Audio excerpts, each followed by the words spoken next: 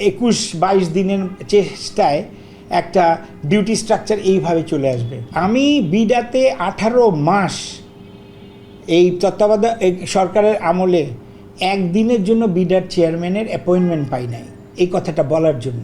এই যে আপনি এই গাড়িটা আমি চালাই গত 40 দিন ধরে, আমার দেশে বিদ্যুৎ নাই। ট্রাস্ট মি, আমি শুধু 2বার চার্জ করেছি।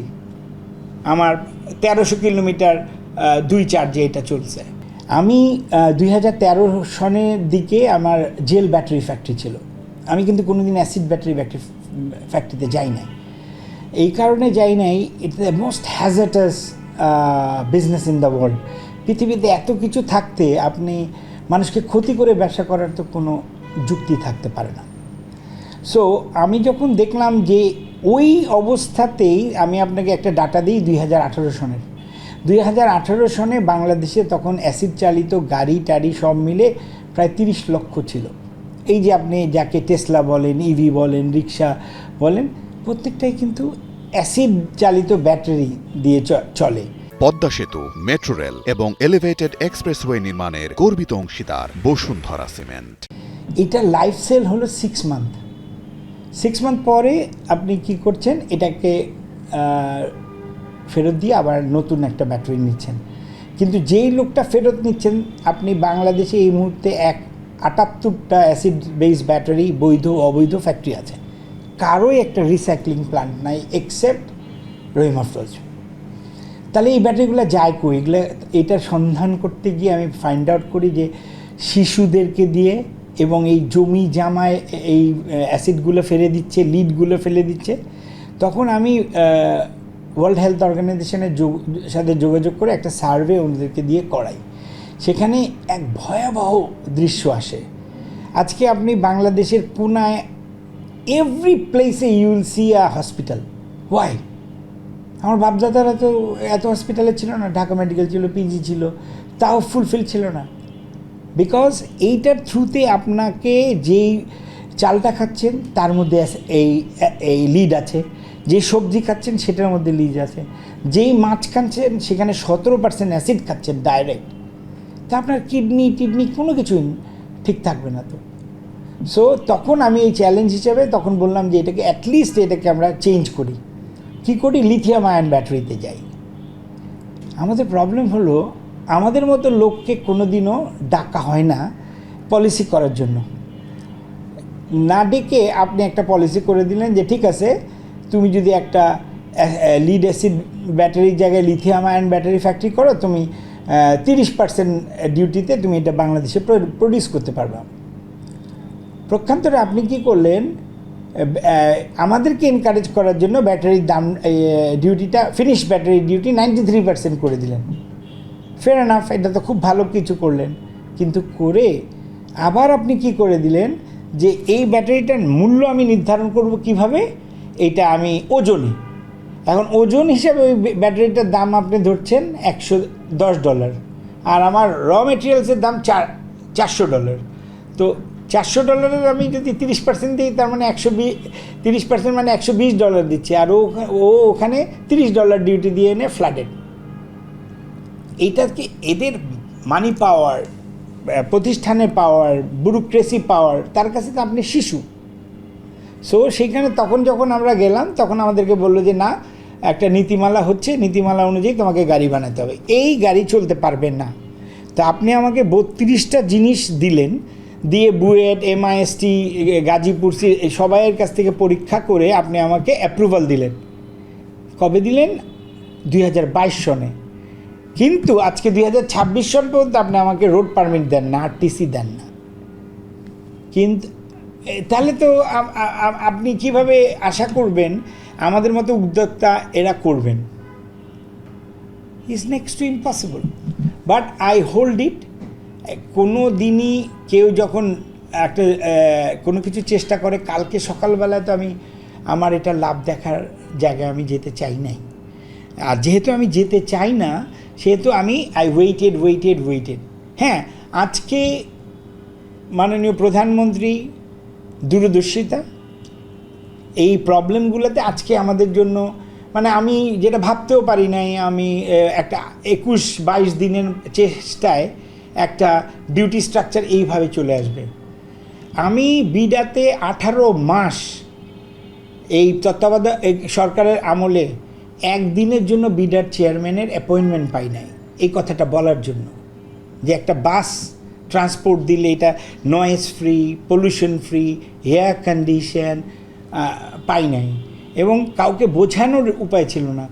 কিন্তু জাস্ট আমি ধন্যবাদ জানাই হলো রবিউল সাহেবকে, আমি ধন্যবাদ জানাই মন্ত্রী হাবিব সাহেবকে।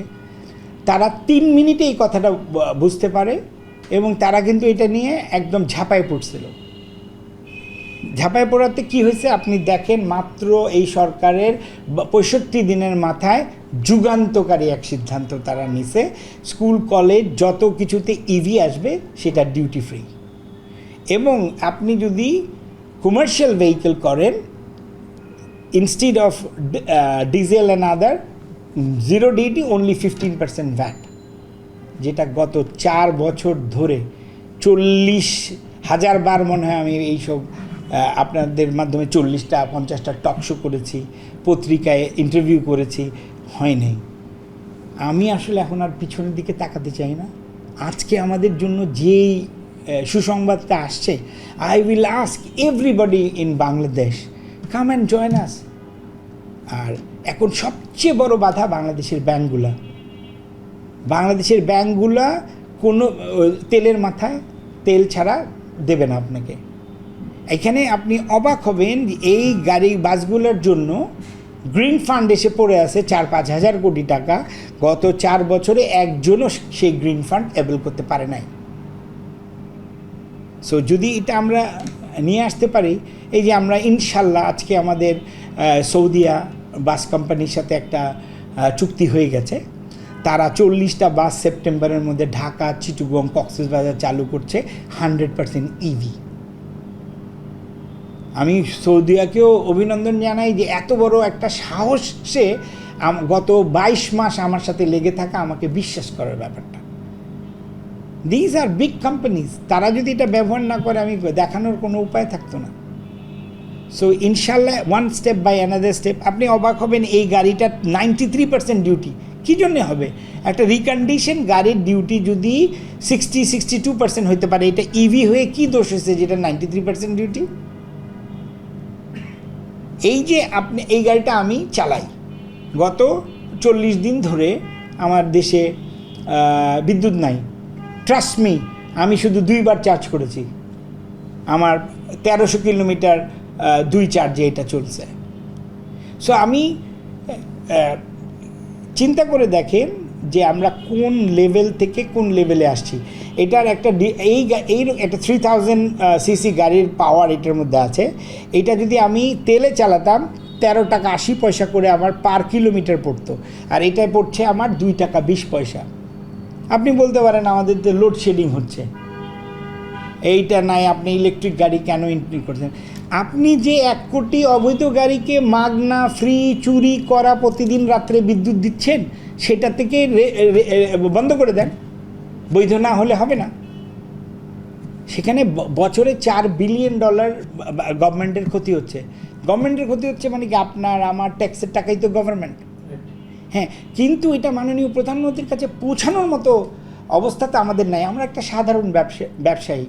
এই এক সময় ঘুরে বেড়ালাম এক্স পিএমের কাছে, তারপরে ওয়াই পিএমের কাছে, এখন এই মাননীয় প্রধানমন্ত্রীর কাছে আমরা যেতে পারছি না। কিন্তু ওনার যে সৈনিকগুলো নতুন জেনারেশনে তৈরি করছে, অ্যাটলিস্ট তারা তো শুনতেছে আমাদেরকে, তারা তো শুনতেছে।